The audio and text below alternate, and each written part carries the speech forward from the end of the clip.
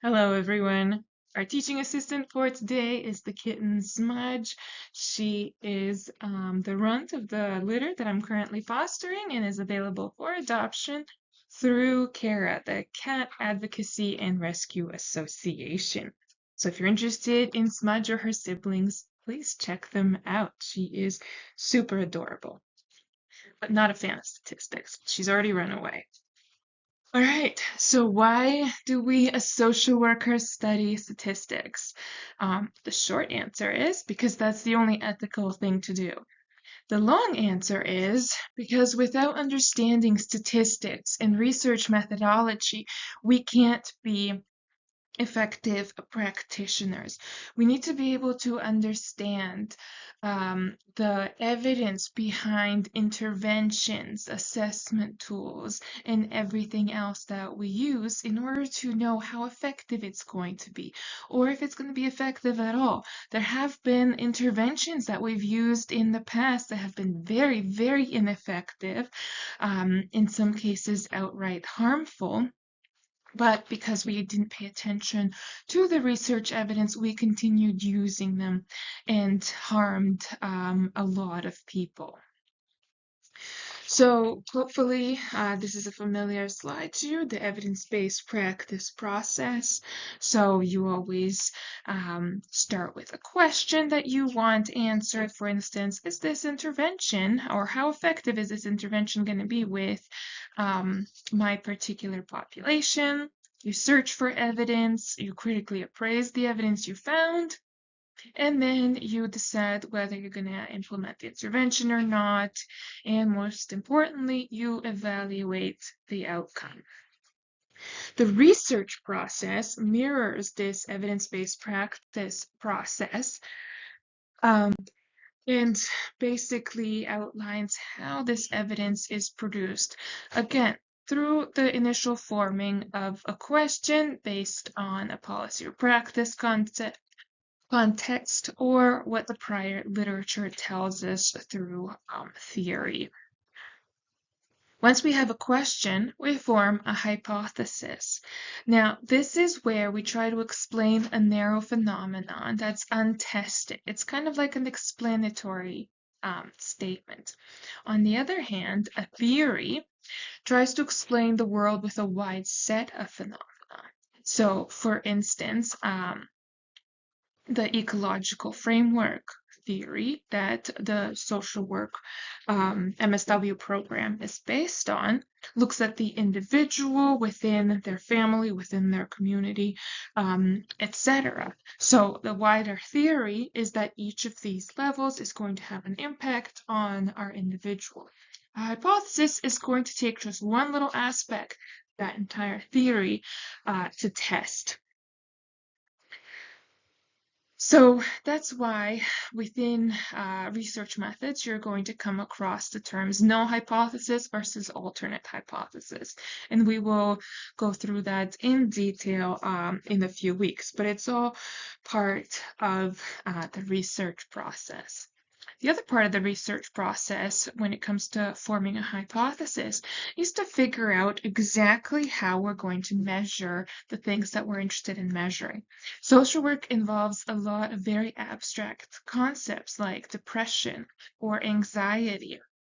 So how do we take something so nebulous and abstract like depression and turn it into something that's actually measurable or observable?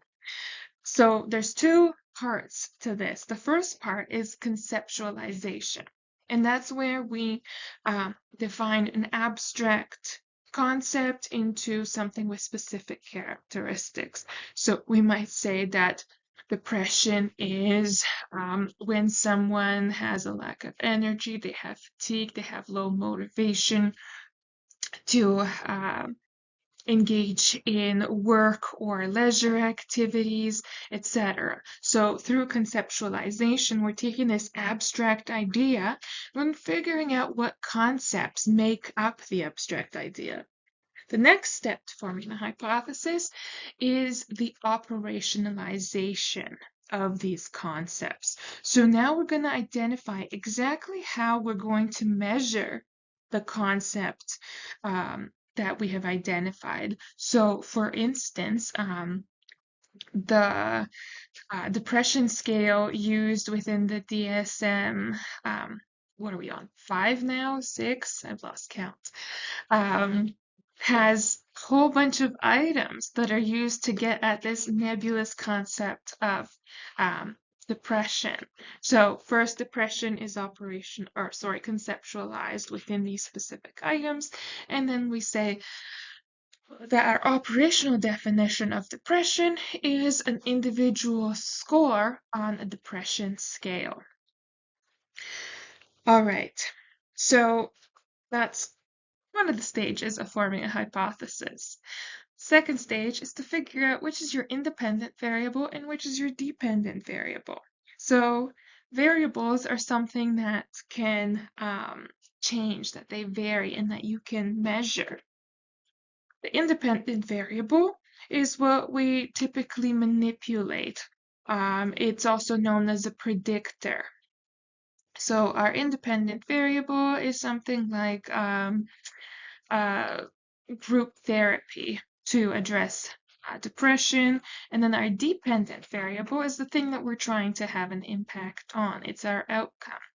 So in our depression question, it would be our participant score on the depression scale. So our hypothesis overall would be what is the effect of depression support group for people's depression scores on this scale. All right. Problem, though, is that no matter how good our data collection plan is and how well we set up our study, we're always going to have issues with reliability and validity, and I'll talk about that in a second. But basically what that means is that what we try to measure isn't exactly what we always end up measuring. And that's why it's so important to test the assessment tools that we use within our organizations, not just to screen people, but to also identify their strengths and needs. If a needs assessment isn't capturing all of the potential needs that a client has, we are never going to be able to help them to the extent that they require. So to try and limit this measurement error, we try to increase validity and reliability. So validity is whether an instrument measures what it's actually supposed to measure, and reliability is whether an instrument measures works the same across different people at different times in different situations. So to be valid, an instrument also has to be reliable. And the easiest way to test reliability is to just give the instrument to the same people twice, and they should have similar scores provided nothing else has changed. Of course, sometimes they don't have similar scores for things like practice effects or boredom effects because they've done this survey before. Once we come up with our methods and we've tried to maximize reliability and validity, we come up with a data analysis plan. We'll talk about those in detail over the next few weeks. Then we conduct our investigation and analyze the data. You'll be doing a lot of that in the next few weeks as well. And lastly, we draw conclusions and think about the practice implications of the conclusions that we have found. All right, so there's a few different types of research designs. The exploratory ones are where you know very little about something, so you're trying to understand it better. There's also descriptive research designs where you know a little bit, so you're trying to describe something. And lastly, there's the explanatory. So you want to explain what we're observing. In general, to get to explanatory research designs, you need something like a randomized controlled trial in order to rule out any other potential factors. The research designs can also vary based on the data collection method. So you might have heard some of these terms before. Observational or non-experimental methods just basically are also known as correlational methods, and they examine how people are at a particular point in time, or they might examine people over time, but they don't do anything to change the environment or the factors that influence people. Examples would be the Canada Census, so that's a cross-sectional example where everyone completes it every 5 years. We've got opinion polls on things like hot button issues like abortion and politics. And we've got panel studies where we follow the same group of people for a long time. And this is an example of a longitudinal research design. And then we've got our experimental methods. And as I mentioned, these are usually used when you want to explain something, and you basically include some experimental manipulation in order to cause an effect.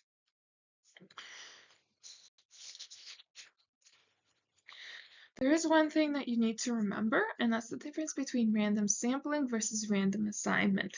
So non-experimental designs use random sampling to try and obtain a sample that's as representative of the general population as possible.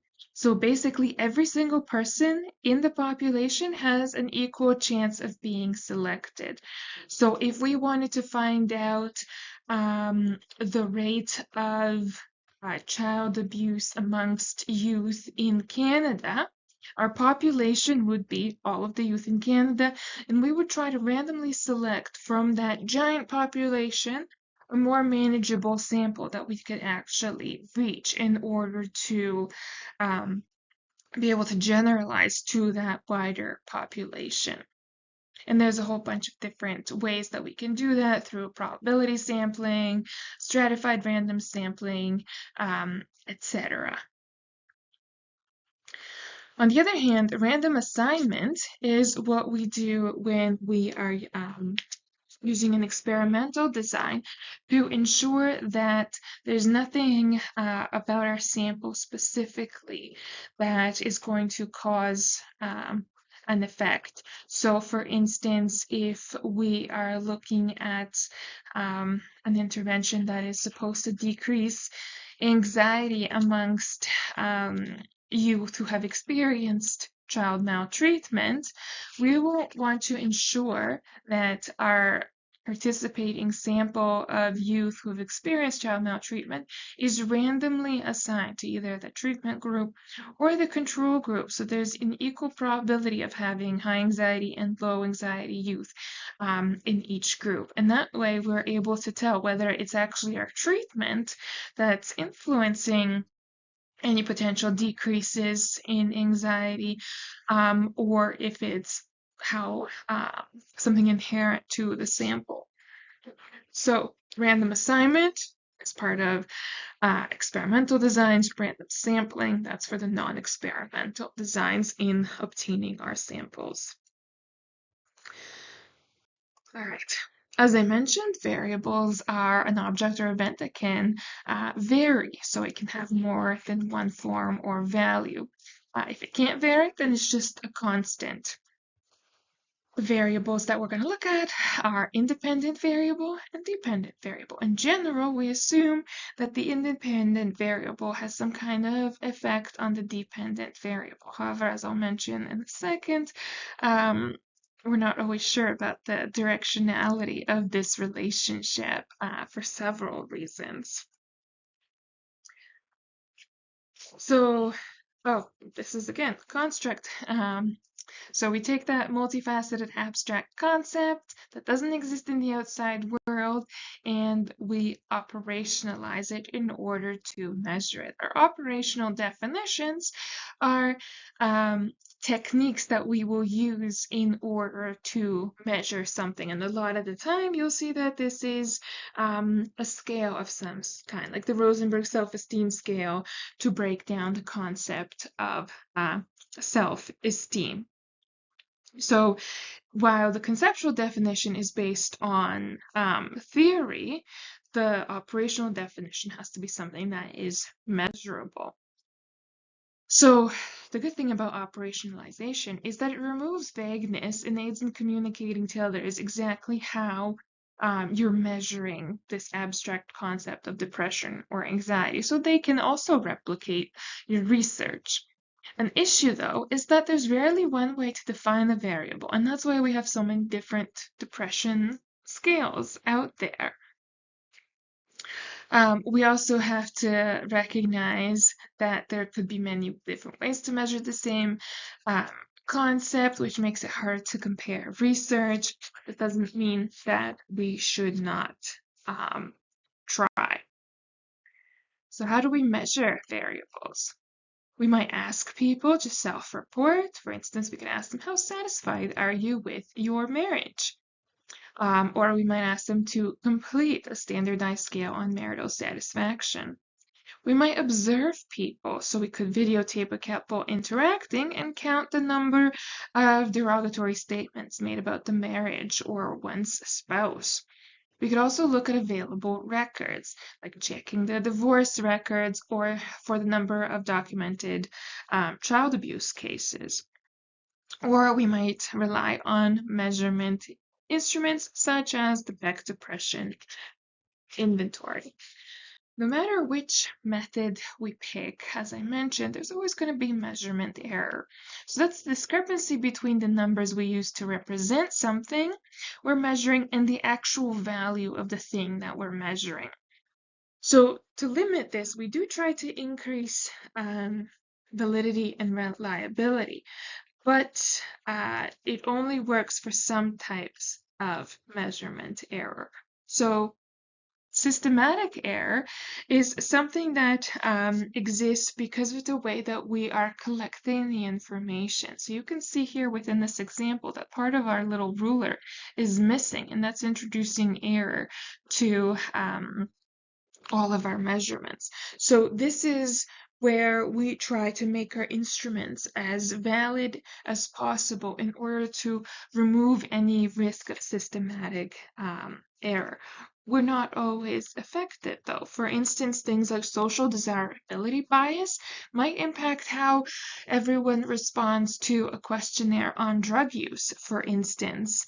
Cultural bias impacts the effectiveness of IQ tests. Social class bias will impact the responses to opinion polls on political issues.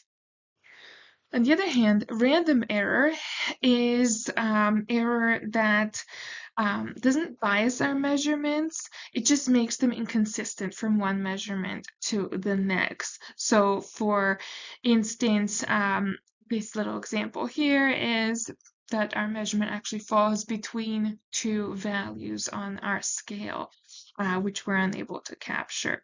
So unlike the systematic error, random measurement error has no consistent pattern of effect, whereas the systematic error will always bias your results in a certain direction. And that's why it's very important to minimize systematic error as much as possible.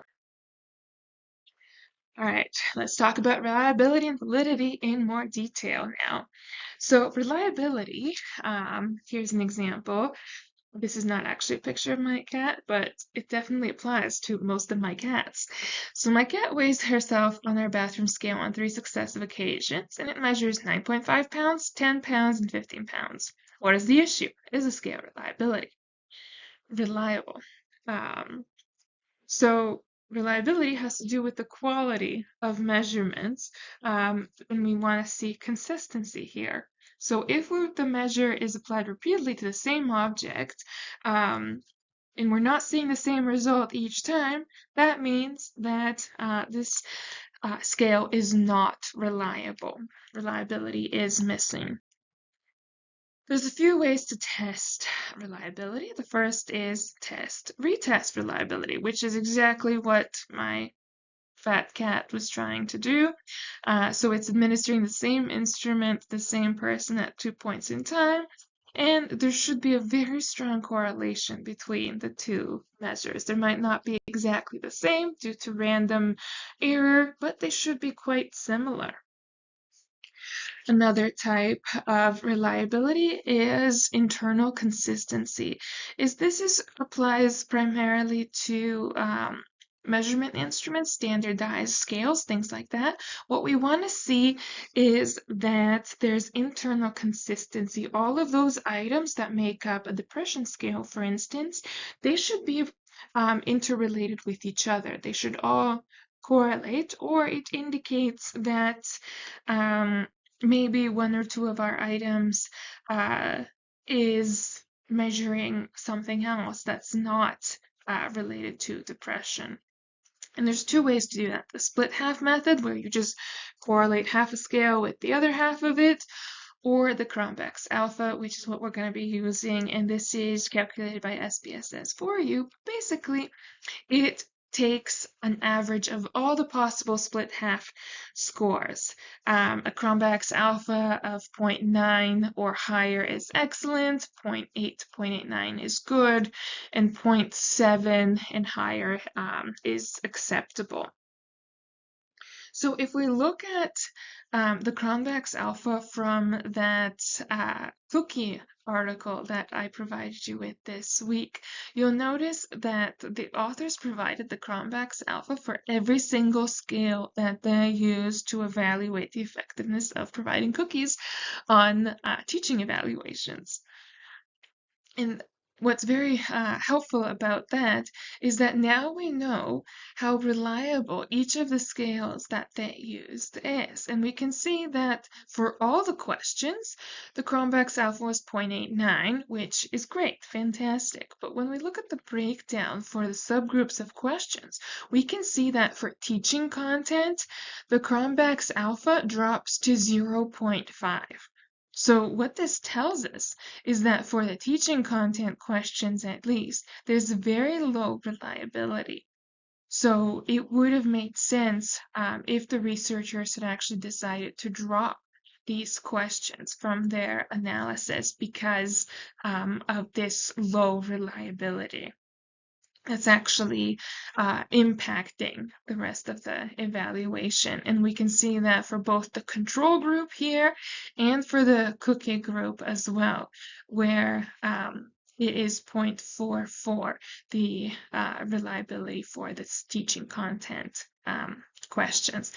And the other thing that's very good about this article is that they ran the Cronbach's alpha, so their reliability, for both of the control group and the treatment group separately. So this way we can see whether or not both groups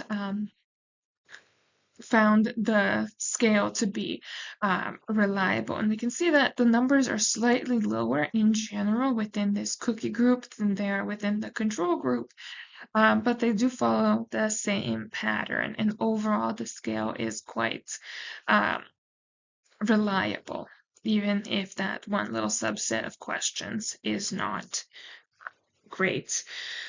This is an example where a scale worked with both populations, but what we do encounter quite a bit is that just because a scale works with one population, it doesn't necessarily mean it will work with another, and that's why we always want to make sure we pilot test things first, especially when we're introducing a new instrument within our practice. We want to make sure it's working with our particular client population.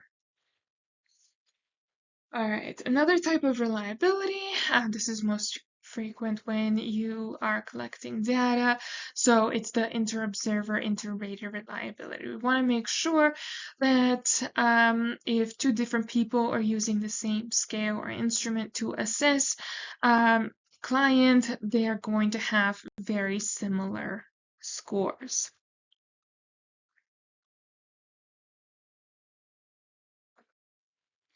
All right, so as I mentioned, why is reliability important?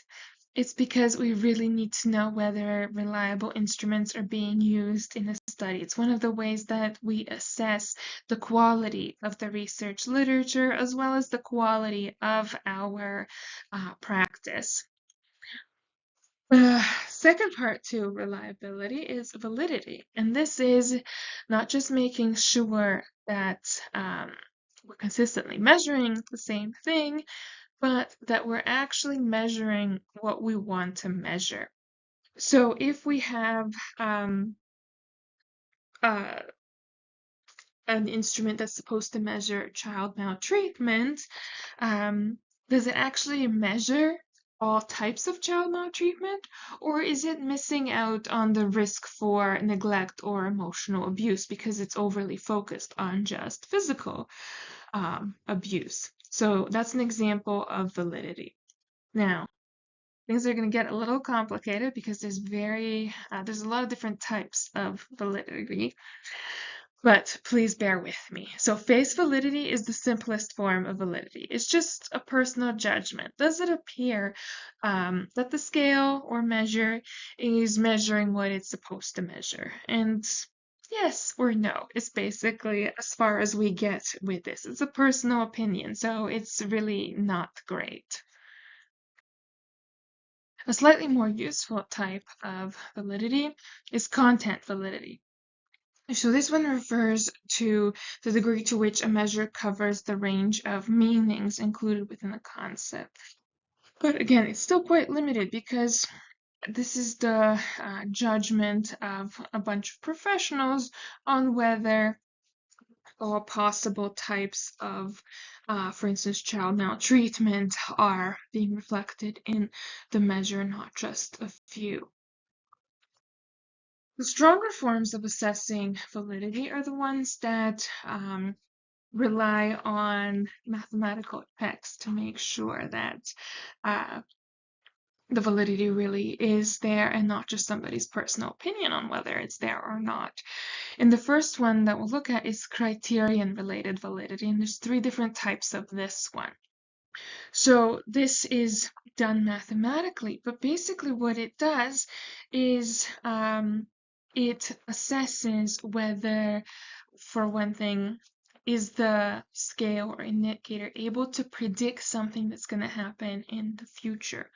For instance, we can measure the reliability of standardized testing in schools and see, is it able to predict which students are going to graduate from high school and which ones won't? Is it able to predict which students are going to go on to college and which ones won't? And if we find that the predictive validity isn't there, then maybe standardized testing is not the most valid way of assessing students. Another form of criterion-related validity is concurrent validity. So does the indicator correlate highly with a measure of the same construct that has been previously validated? So does our standardized assessment of high school students correlate with prior assessments of high school students' knowledge? And lastly, we've got known groups validity, where we check whether the scale differentiates between current known categories. So for instance, we know which students are on the honor roll and we know which students aren't. So is our standardized assessment tool able to determine whether a student is on the honor roll or not?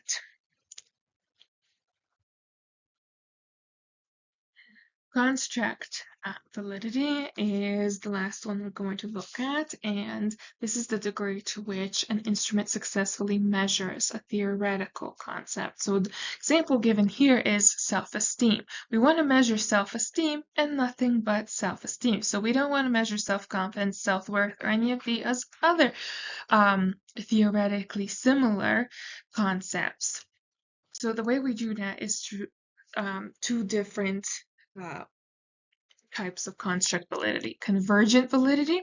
So we want to see some correspondence between similar constructs. So we want our self-esteem construct to correlate with self-confidence, but we don't want it to be perfectly the same.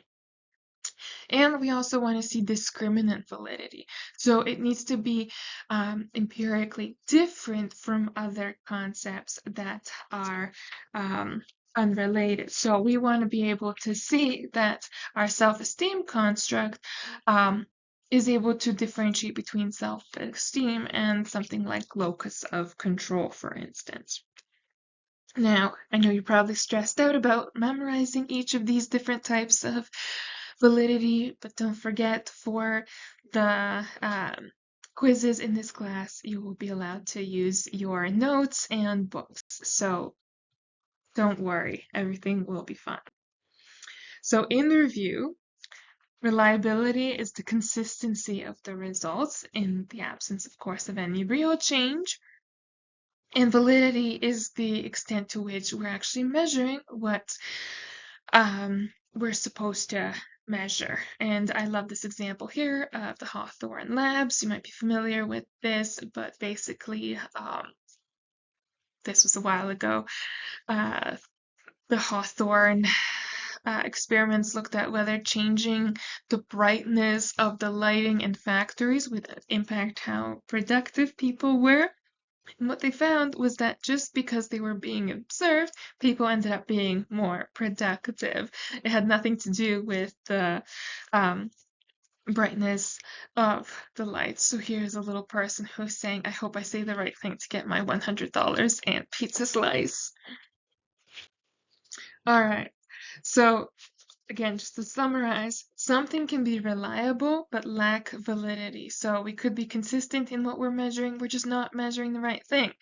Something could also lack both validity and reliability, or it could be both. So reliability is a requirement of validity, but it's not sufficient to ensure you have validity. You still have to be clustered within the center of that target. Something similar that we need to discuss is sensitivity.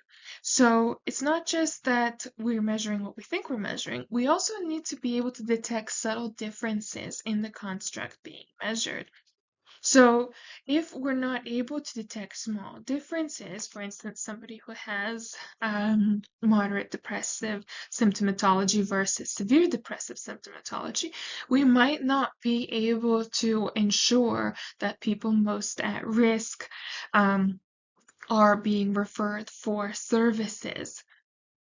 On the other hand, if an instrument is too sensitive and we are differentiating between people with moderate and then slightly high moderate depressive symptomatology, we might end up sending too many people to intensive services when not all of them require it.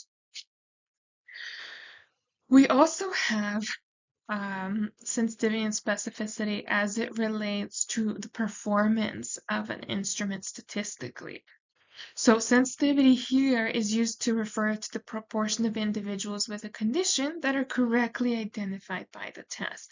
On the other hand, specificity is the number of individuals without the condition who are correctly identified by the test.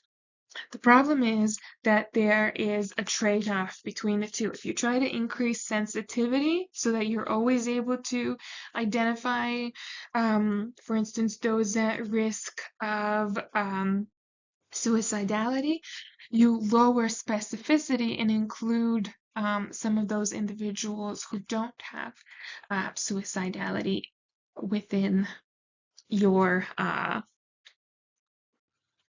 detection rate. So these are basically false positives that you're increasing. We also see this happening quite often within where risk assessments are important. For instance, in airport security, when we look at potential threats to safety, scanners are set to have a very high sensitivity so that they're able to trigger on even low risk items like belt buckles and keys so that they don't miss anything that might pose a threat. So we end up with very low specificity. Another type of sensitivity we're going to cover is cultural sensitivity. So what we want to ensure is that our measurement has the same meaning when administered to members of another culture. That can involve ensuring that there's a linguistic equivalence. So our translations, are they accurate? That there's conceptual equivalence to ensure that the items have the same meaning across cultures.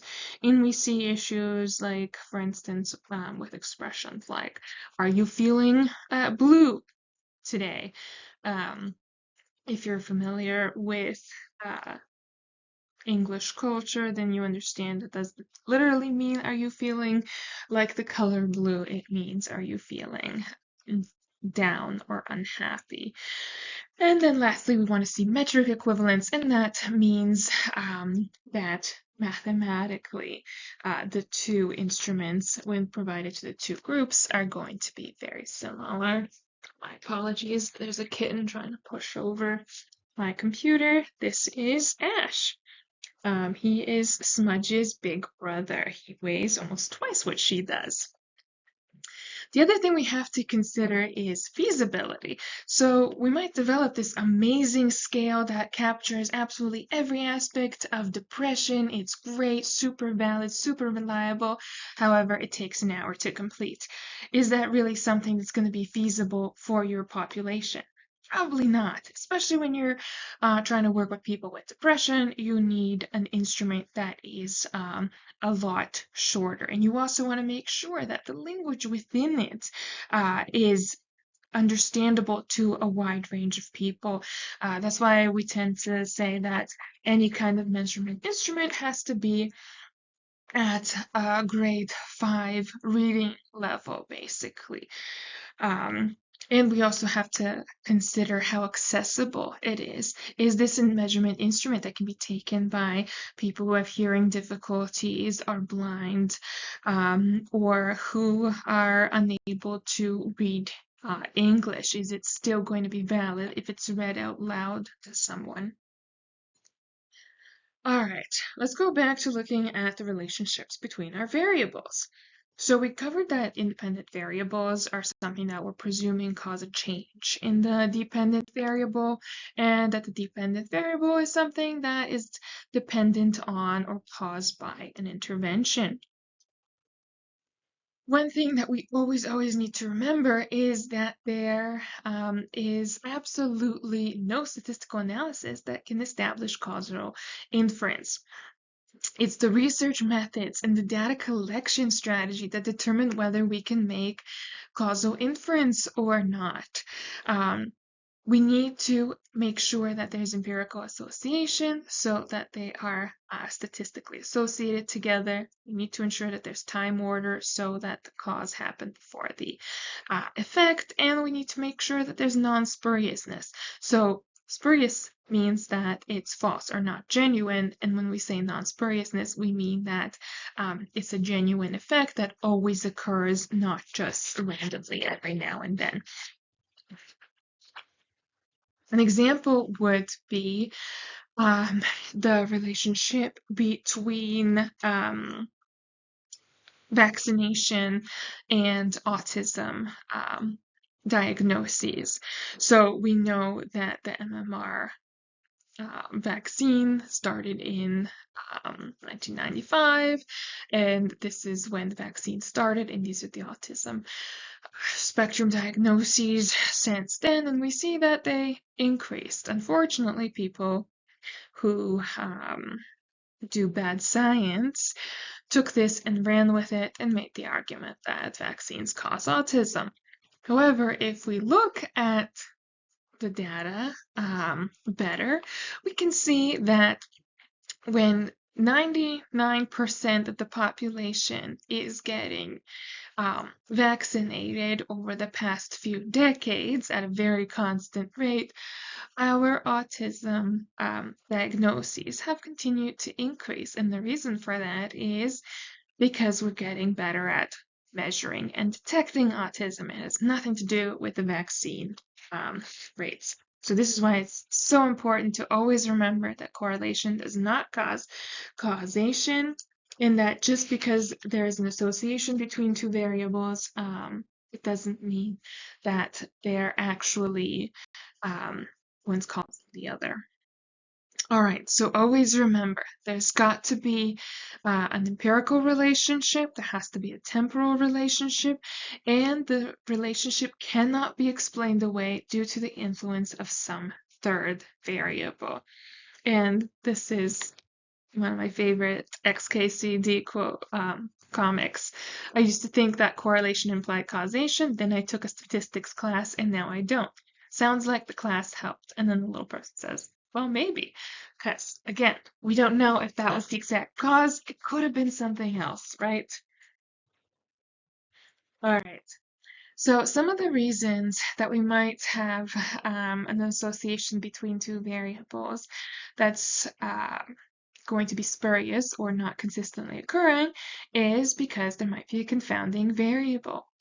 So this is something that occurs concurrently with the intervention and produces its own effect. One of the things that tobacco companies argued when they were taken to court for the increases in lung cancer because of smoking was that it was actually alcohol use that was causing the increase in lung cancer rates. And once we actually factor in the smoking as a confounder, any relationship between alcohol use and lung cancer actually disappears. So we reduce the impact of confounding variables by using control variables. So we control for these possible confounders. This relationship that we're seeing here is actually what's known as a mediating variable. It's a type of confounding variable that explains away the relationship between a predictor and an outcome in the exact same way that the supposed relationship between alcohol use and lung cancer was explained away by smoking. Another example from my own research is here. We looked at the economic abuse experienced by women in developing countries or low-income countries, and we found that there was a high rate of food insecurity as a result. However, what further research into this indicated was that economic abuse actually co-occurred very frequently with high levels of depression. So the more economic abuse women experienced, the more likely they were to have depressive symptoms that impacted their ability to work and obtain funds, and that's what resulted in the food security, not the economic abuse itself. So here is an important research finding, because now we know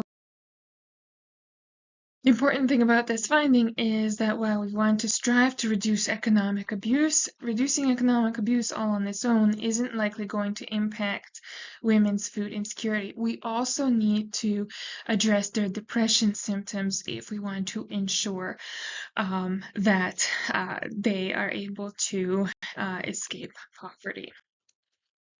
Moderating variables is a different type of confounding variable that influences the strength of a relationship between the independent and dependent variable. So while the mediating variable might explain all or part of a relationship, this one is drawn with the arrow because it impacts the strength of it. So let's go back to our economic abuse example. In this case, what we found was that the partner's employment, so usually the perpetrator in this case, whether they were employed or unemployed, impacted how much food insecurity and how much economic abuse was going to be experienced. What we found specifically was that if the person's partner was in formal employment, they were less likely to use economic abuse, and there was a decreased risk of food insecurity. However, if the partner was unemployed, then there was a very, very strong relationship between economic abuse and food insecurity.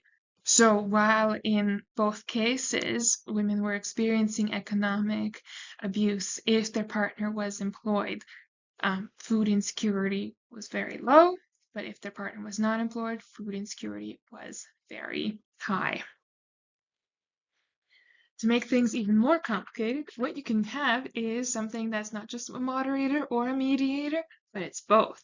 So moderating mediation is when you have a variable that's both mediating the relationship between the independent and dependent variables, but also moderating it. This is an example from a research study we did looking at how willing domestic violence shelter workers are to work with child protection workers when meeting family needs. And what we found was that if child protection workers or domestic violence workers think that they know what they're doing, so that's professional efficacy, they're actually going to be less willing to collaborate together. So they're basically overestimating their own competence to help survivors of intimate partner violence. However, there's also a moderating effect that happens at the same time. So if they have very little desire to collaborate, regardless of how much efficacy they have, they're going to be less willing to collaborate. So in that case, both the strength of the relationship between the independent and dependent variable and the relationship itself is being impacted by this one variable of professional efficacy. And the reason why you need to know about these different types of confounding variables is because mediation and moderation relationships are everywhere. And there's just growing and growing understanding of the fact that what we used to assume was a straightforward path really isn't. Things like attachment insecurity are going to impact the effectiveness of depression interventions. Cognitive impairment is going to mitigate schizophrenia symptoms, etc. So think about some of the potential mediating and moderating variables in your own practice. I do a lot of work in child welfare, and for us, a big one is poverty. A lot of the supposed causal relationships we see can be explained away due to poverty. All right, the last thing that we're going to cover today is how we define variables within our statistical software. So what we have to do is for each category of a variable, we need to determine what it's going to be. So we need to make sure they're mutually exclusive and exhaustive. Let's consider the variable gender. If we only have the value categories of male and female, they might be mutually exclusive, but they're not exactly exhaustive, right? This is the traditional way of measuring gender, but it does not at all reflect the reality and the diversity of gender expression. Therefore, we cannot say that this is actually an exhaustive list. The types of data also impact what our value categories are going to be. So we've got in general qualitative data and quantitative data. Quantitative data can be divided into discrete or continuous.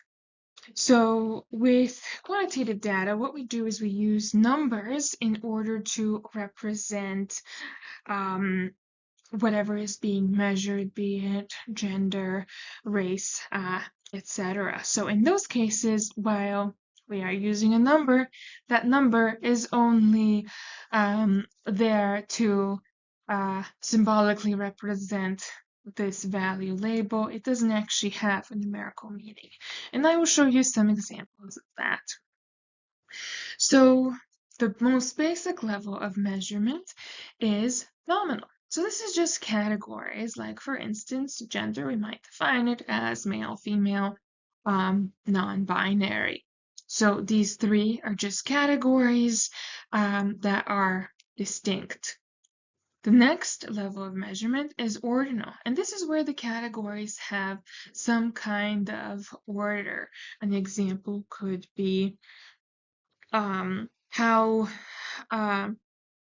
prejudiced someone is against people of another class, for instance, and we might use what's known as a Likert item to sort them into categories of very prejudiced, somewhat prejudiced, not at all prejudiced. In this case, people are still represented by word categories, such as very prejudiced, but now there is a specific order to these categories. On the other hand, when we talk about continuous variables, which are measured at the interval or ratio level, now we've got basically an infinite number of values that are possible, and they flow along a continuum. So now the numbers actually represent numbers. So with an interval scale of measurement, we've got numbers with no real zero. So the difference between a 1 and a 2 is the same as the difference between a 2 and a 3, but 0 within an interval level of measurement doesn't actually mean the absence of something. And a good example of that would be temperature. So we measure temperature with degrees Celsius or degrees Fahrenheit, and 0 degrees Celsius is just the freezing point of water. It doesn't actually mean absence of temperature. And the same is true with the degrees Fahrenheit scale. Something like a standardized IQ measurement also works the same way. A 0 on an IQ measurement does not mean that there's a complete absence of intelligence. On the other hand, with the ratio level of measurement, that's where the numbers actually have a real 0. So, for instance, the amount of money in your bank account, that can have a real 0, right? You can have a complete absence of money, and you can also have negative money as well.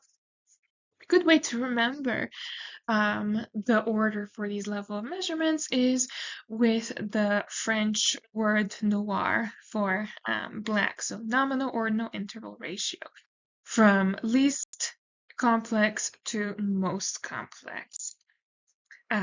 So again, nominal is just named, that's it. With ordinal, there's an order.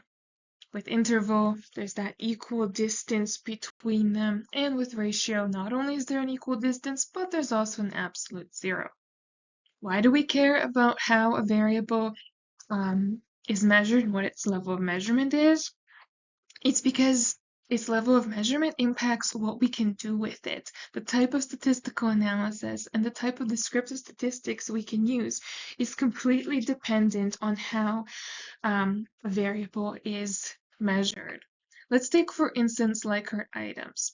So I mentioned that just a couple of slides ago. A Likert item is where we rate the frequency or the intensity of something, usually on a scale of 1 to 5, and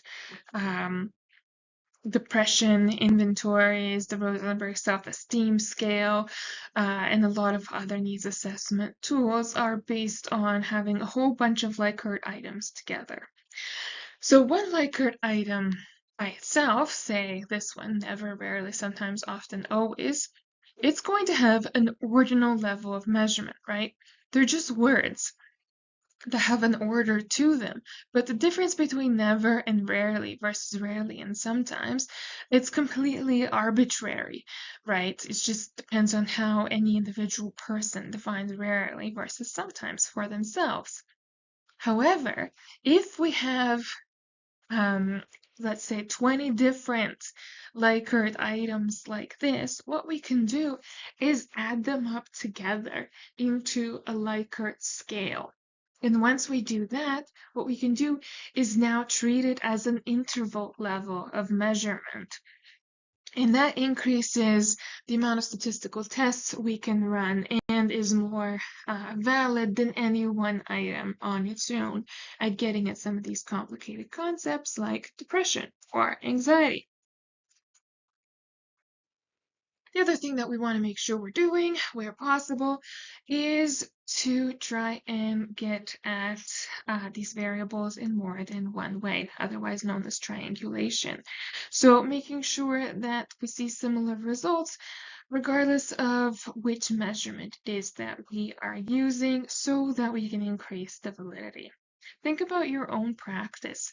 Are you actually using triangulation in practice, or are you relying on just one measure and hoping for the best? Lastly, I just want to highlight again the fact that when it comes to these categorical variables, so nominal and ordinal, the numbers or codes that we use for them are basically completely arbitrary. So for instance, we might say that 1 is male and 2 is female, but we're not saying that women are twice as good as men or anything. No, this is just a number that's used to signify female. That's it. That's all it means. That's why it's so important to know the level of measurement of each variable, because you're going to have to tell SPSS for every variable that you put in, is it nominal, ordinal, or interval/ratio, so that SPSS knows how to read that information. So SPSS knows, okay, all right, so I've been given a whole bunch of 1s and 2s, but I shouldn't treat them as actual numbers because they're just categories. On the other hand, with the ordinal variables, you want to make sure that you're keeping that order with the numbers that you assign to each of the categories. All right, so in review of this very, very long lecture, we start off with hypotheses, which are the tentative statements about a presumed relationship between concepts. We then try to represent these concepts by variables through operationalizations. Variables are called variables because they vary. Otherwise, it's just a constant. And the level of measurement of a variable is going to impact how it can be presented in graphs, what statistical tests can be used, etc.